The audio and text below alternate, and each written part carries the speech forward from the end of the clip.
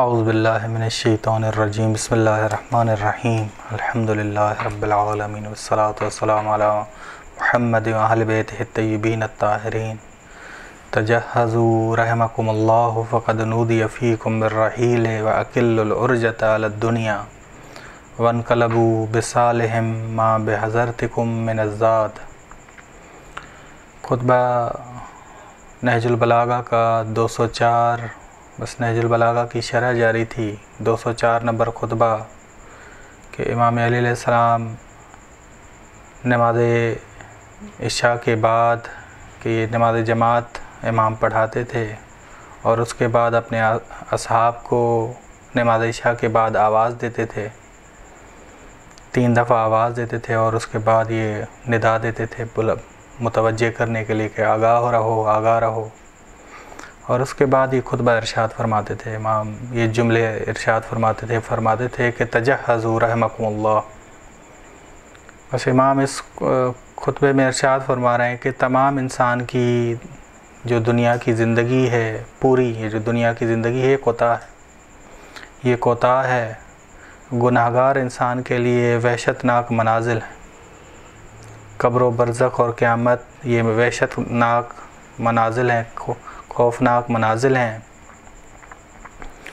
امام فرماتے ہیں کہ تجہزوا رحمکم اللہ فقد نودی فیکم بالرحیل واکل العرجۃ علی الدنیا وانقلبوا بصالحین ما بحضرتکم من الزاد۔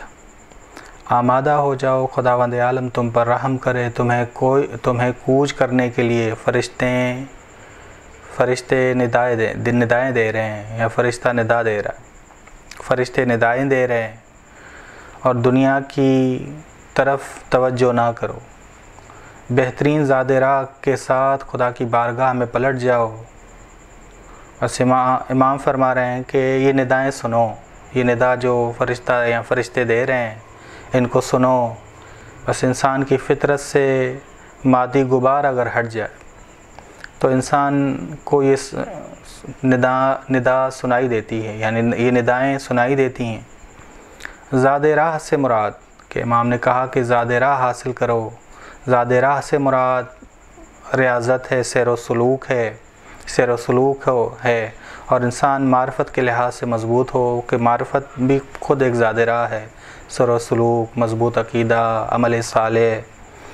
دنیا کی طرف توجہ نہ کرنا یعنی انسان کو مال یا علم یا اولاد یا یہ یاد خدا سے جو غافل نہ کرے، دنیا کی طرف توجہ نہ کرنا یعنی اس مال کی طرف توجہ نہ کرنا جو مال یاد خدا سے غافل کر دے، اس علم کی طرف توجہ نہ دینا جو علم انسان کو یاد خدا سے غافل کر دے۔ اس طرح کہ روایات میں آئے کہ ایک فرشتہ ہے یا فرشتے ہیں جو آوازیں دیتے ہیں کہ موت کے لیے تیاری کرو۔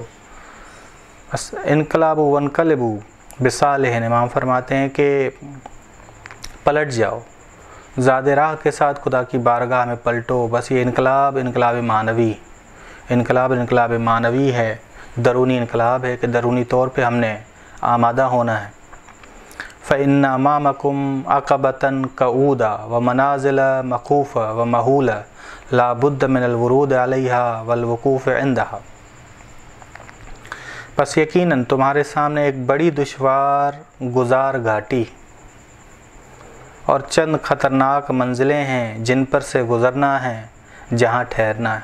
بس انسان اگر اس دنیا میں دشوار گزار وادی سے گزرے، گھاٹی سے گزرے، تو وہ گھاٹی جو اخروی ہے وہ آسان ہو جائے گی انسان کے لیے، انسان آسانی سے اسے کراس کرے گا، عبور کرے گا، طے کرے گا۔ بس اگر انسان اپنی راہ کا دھیان رکھے، اپنی راہ میں انسان اگر سیدھی راہ میں ہے تو اس میں دھیان دے، گفتار میں دھیان دے، کردار میں دھیان دے، تو سب سے پہلے انسان کو اگر دھیان دینا شروع کر دے، کردار پہ دھیان دینا، گفتار پہ دھیان دینا، تو پہلا جو نتیجہ اس سے ملتا ہے وہ تاریکی سے نجات حاصل کرتا ہے۔ جب اسے راستہ مل جائے تو اس کو طے کر اس کے لیے آسان ہو جاتا ہے کہ راستے کو طے کرے۔ بس پہلے انسان اپنی راہ کو، گفتار کو اور کردار کو دیکھے تو اس کے بعد جو ہے انسان پہلی تاریکی سے نجات حاصل کرے گا. جب اسے راستہ مل جائے تو اس کو طے کرنا اس کے لیے آسان ہو جائے گا. درست ہے کہ آغاز میں انسان بڑے بڑے کام دشوار گزار ہیں انسان کے لیے، بڑے کام انسان کے لیے دشوار گزار ہیں، ان کو عبور کرنا آسان نہیں ہوتا. لیکن جب انسان سیدھی راہ میں آئے اور ثابت قدم رہے تو دشوار کام بھی انسان کے لیے آسان ہو جاتے ہیں. وہ دشوار کام دشوار گھاٹیاں ہی سمجھ لیں آپ، کے دشوار گھاٹیاں ہیں کہ ان پہ چڑھنے کے مساوی ہے. بس یہ دشوار گھاٹیوں پہ بعض کے لیے چڑھنا بڑا آسان ہو جاتا ہے کہ قرآن کریم نے کہا فَلَقْتَحَمَ الْعَقَبَةَ. بس کیوں نہیں وہ انسان دشوار گھاٹی سے گزرا ہے، دشوار گھاٹی پہ وہ چڑھا ہے یا دشوار گھاٹی سے وہ گزرا ہے. امام رضا علیہ السلام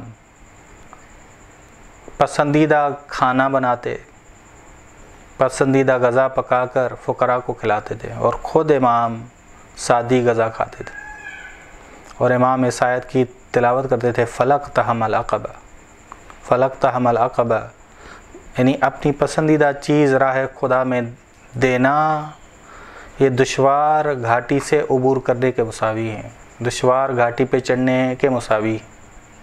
کہ انسان اگر پسندیدہ چیز راہ خدا میں دے اور بچی ہوئی غذا انسان اگر راہ خدا میں دے تو یہ ہموار میدان پر چلنے کے مساوی. یعنی انسان ہموار میدان پہ جو ہے جس طرح چلتا ہے آسانی سے، اس طرح ہے بچی ہوئی غذا راہ خدا میں دینا. لیکن پسندیدہ غذا پکا کر دوسروں کو دے آنا اور اس کے بعد خود سادی غذا کھانا یہ کوئی آسان کام نہیں، یہ بھی گھاٹی، یہ دشوار ترین گھاٹی ہے جہاں سے انسان گزرے گا. بس امام فرماتے ہیں فَإِنَّ أَمَامَكُمْ عَقَبَةً.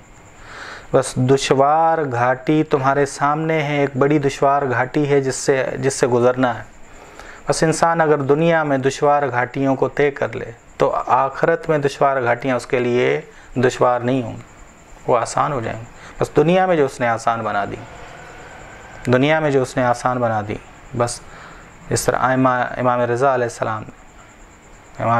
السلام کے لیے آسان تھا اس دشوار گھاٹی سے گزرنا، بس آسان بن گیا تھا. بس ضروری ہے کہ امام فرماتے ہیں کہ تمہارے سامنے ایک دشوار گھاٹی آ رہی ہے، اس سے گزرنا، اس کے لیے ضروری ہے کہ زاد راہ یہاں تیار کرو. وَأَلَمُوا أَنَّ مَلَاحِظَ الْمَنِيَّ نَحْوَكُمْ دَانِيَةٌ. جان لو کہ تمہاری موت بہت قریب ہے، تم سب اس کے پنجے میں آ چکے ہو، موت کی دشواریاں تم پر غالب آنے والی ہیں. اب دنیا کے تعلقات کو کم کر دو اور تقوی کے زاد راہ کو اپنا پشت پناہ بناؤ اور اس کے ذریعے خود کو قوی کرو. بس دنیاوی تعلقات منقطع کر دو، گناہ سے تعلقات ختم کرنا ہے. دنیاوی تعلقات منقطع کرنا یعنی گناہ سے تعلقات ختم کرنا، ہر اس چیز سے تعلق ختم کرنا جو خدا سے روکتی ہے، یاد خدا سے روکتی ہے. بس گناہ کا بوجھ اتارنا، توبہ کرنے کے ذریعے توبہ کرنی ہے، واپس آنا ہے. اور تقویٰ بڑا پش پناہ ہے، امام فرما رہے ہیں کہ خدا کی توفیق سے یہ حاصل ہوتا ہے. بس یہ خطبہ نمبر 204 ہے کہ ہم نے کہا کہ اس کا موضوع یہ ہے کہ امام فرما رہے ہیں کہ تمام انسان جو دنیا کی زندگی کوتاہ ہے اس میں انسان وحشتناک منازل طے کرنے کے لیے زاد راہ اکٹھا کریں. تمام انسان ضروری ہیں کہ یہ زاد راہ اکٹھا کریں، کیونکہ آگے گھاٹیاں مشکل گھاٹیاں آنی ہیں، دشوار گھاٹیاں آنی ہیں. بس دشوار گھاٹیوں سے گزرنے کے لیے انسان اسی دنیا میں دشوار گھاٹیوں کو گزرنا آسان بنا دے اپنے لیے. اس طرح امام رضا علیہ السلام ایک مثال ہے، ائمہ علیہ السلام دشوار گھاٹیاں ان کے لیے آسان تھی گزرنا، دشوار گھاٹیوں کو طے کرنا ان کے لیے آسان تھا. بس خداوند عالم ہمیں توفیق دے کہ ہم ان دشوار گھاٹیوں سے اسی دنیا میں آسانی سے گزر جائیں تاکہ آخرت میں بھی دشوار گھاٹیوں کو مضبوطی سے آسانی سے طے کر سکیں. وصلی اللہ علی محمد و اہل بیتہ الطیبین الطاہرین.